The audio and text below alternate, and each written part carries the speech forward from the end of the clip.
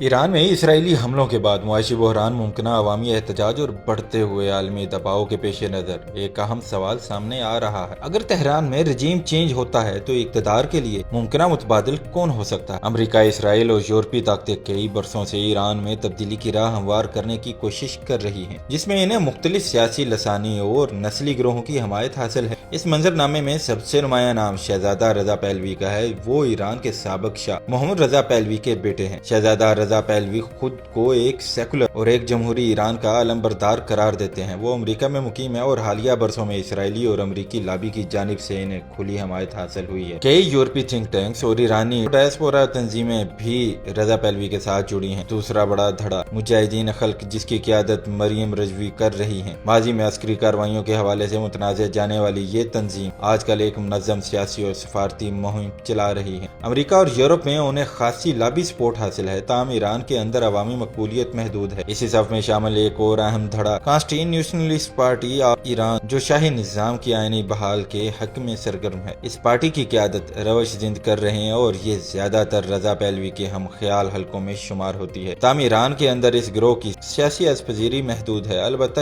یورپی ایرانی حلقوں میں اس کے کچھ فعال مراکز موجود ہیں۔ ایران کی نسلی اقلیتوں میں کرد، بلوچ اور عرب گروہ بھی ہیں، جن میں کردستان فری لائف پارٹی اور بلوچستان راجی زرمکاران بھی شامل ہیں۔